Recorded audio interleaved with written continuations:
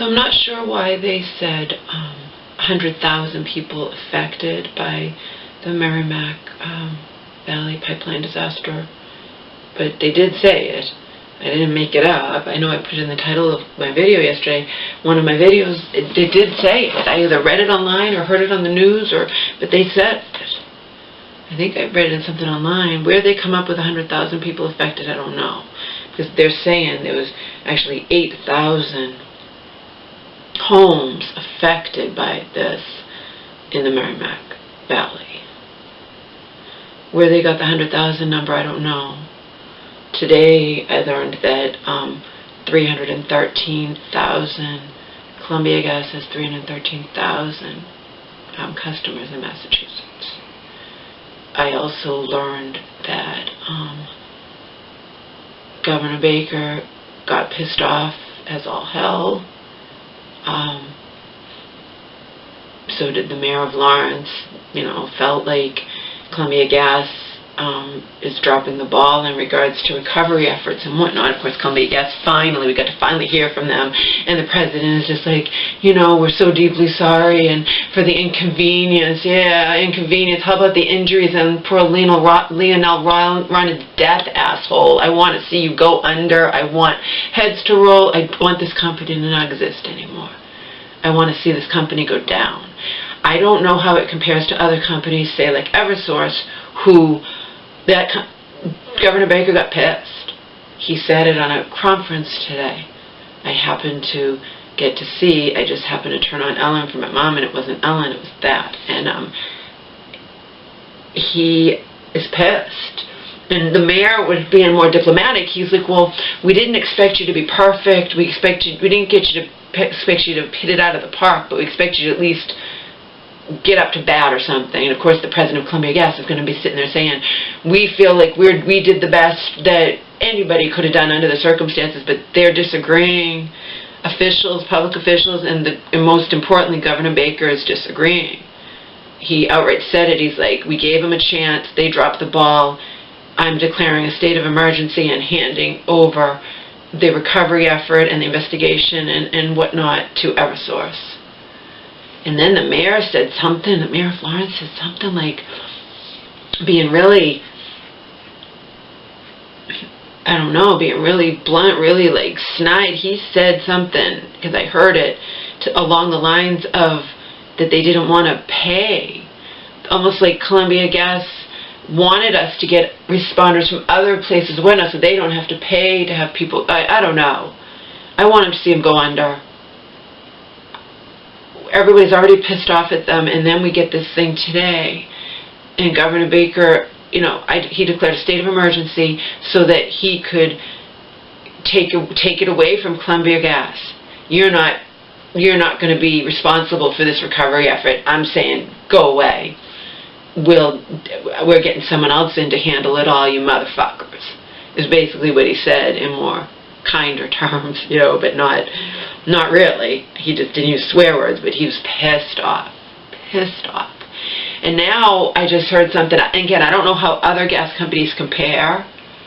That's something we could research, but the facts are Channel 5 News are investigating Columbia Gas's history, of safety history, or whatever, and they've had 13, but in 12 years' time, 2002 to 2014, 13 pipeline violations, and were fined a total of $1.3 million by whoever fines them.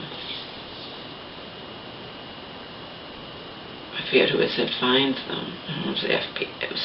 But whoever fines them, they were fined $1.3 million total for over the course of 12 years for 13 pipeline violations.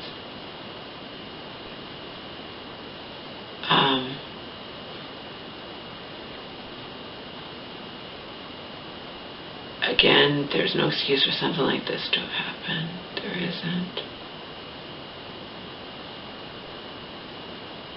I taped some shit so I can write down facts, and I won't do a closed caption, but I'll write down facts just to share in my future videos or whatnot.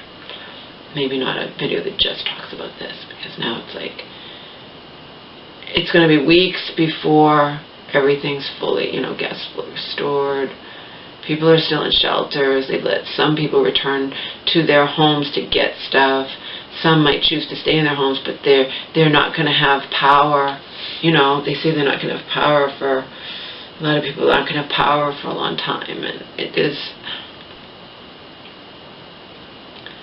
But to add insult to injury, and Governor Baker even said, he's like, well, and even the Mayor Lawrence said, we had to give them a chance, so we gave them a chance. And no, we didn't expect everything to be wonderful in 24 hours. That's an impossible task. That's why he used the analogy. We didn't expect them to hit it out of the ballpark, but we expected them to at least come up to bat. And he said they wasted all night. Basically, they're fucking up the recovery. They fucked up according to, to people who decide these things, like Governor Baker. They dropped the ball big time in even the recovery effort and getting straight answers and when are people going to be back in their homes, and he felt like they're not even doing that right. So he said, you are out. You are out, and Eversource is taken over. They've recovered the investigation, but it's not just a gas company, like, it's not just an electric gas company, power company like Eversource is going to do the investigation. I mean, obviously, higher ups are going to be doing the investigation, and Governor Baker said that, and the proper people will be held accountable. And just in my personal opinion, this is so fucking major that Columbia Gas should be no more. I said it to a neighbor today. I was walking down to get some food and get Life of a Party, which was kind of stupid movie, but it's alright. Fluff movie,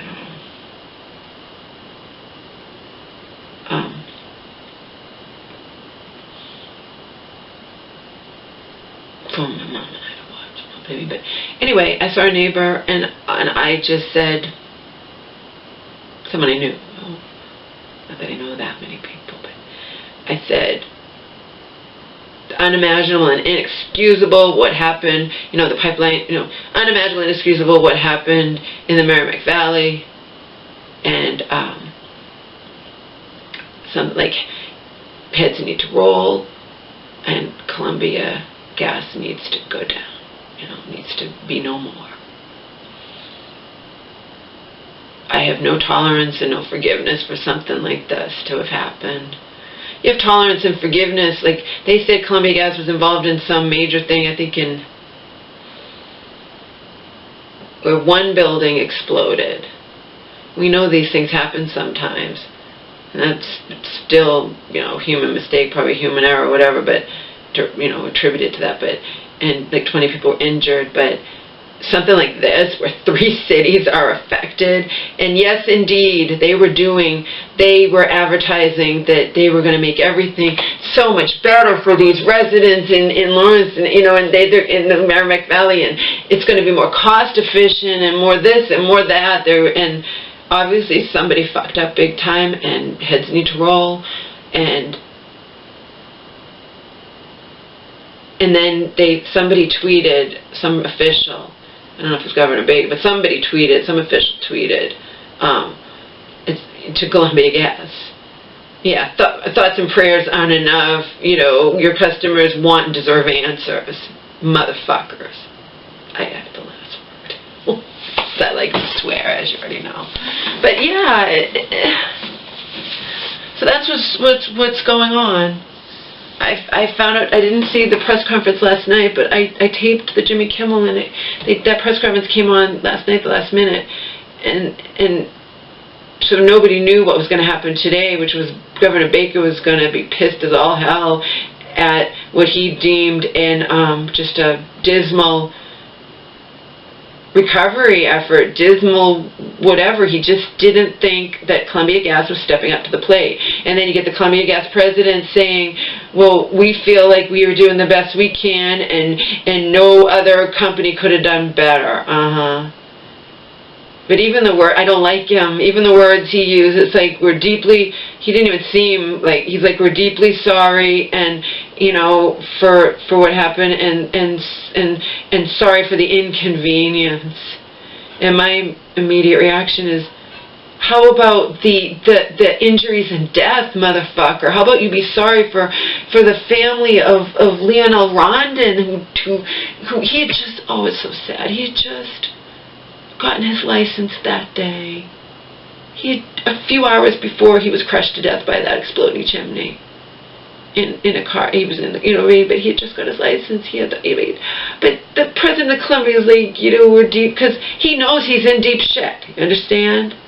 My news was bitching last night that, we're reaching out to Columbia Gas. They're not saying a word. We're not hearing anything from anybody at Columbia Gas. We're not getting anything. But even his wording, I didn't like it. It's like, he didn't even seem like, oh my God, we're so sorry. It was like, we're deeply sorry, and we're sorry for the inconvenience. He knows he's hated now. He knows that, even though he didn't personally do it, especially, like I said, if it is what Kurt said, involving the national grid lockout and whatnot, and corporate greed, and hiring, less than experienced workers to replace much more experienced workers to do things that really are advanced and involve public safety, then shit like this happens. Bottom line, it's this. I feel bad for those people. Insurance will cover it's not, I don't want, they can file insurance claims on people's houses, but I feel like Columbia Gas needs to go under and pay for everything. And I feel like they should just, go bankrupt and not exist anymore. Okay? I feel like this is too unforgivable, too huge for them to make amends or anything. I feel like they should go under. And when I said that to the neighbors, like, don't worry, they will. Yeah, I wouldn't count on it. He said they will. I do. I feel like that company shouldn't exist anymore. It's not a new company. But my News and 5 Investigates did investigate. He said they've been fined $1.3 million, and there have been 13 pipeline violations over the years. And other people were saying, even in that area where this has happened, people there were saying, look, we've been trying to get this fixed, and this is still not done, and whatever. There's no excuse for shit like that. So perhaps Columbia Gas is a subpar company that deserves to go under. That's my take, because people even in there, we've been complaining about this company. We've been complaining that this wasn't done and that wasn't done, okay? And now the end result, look what just happened. It's inexcusable. And if it's what some other guy said before Kurt told me about the National Grid lockout, that some moron technicians just didn't, they replaced all this shit that's supposed to make everything better and more cost efficient and more efficient, this, that, whatever, and they didn't check the pipe, the valve, the pressure, the pipeline pressure, whatever, something that important, that caused that widespread fucking tragedy, disaster. How?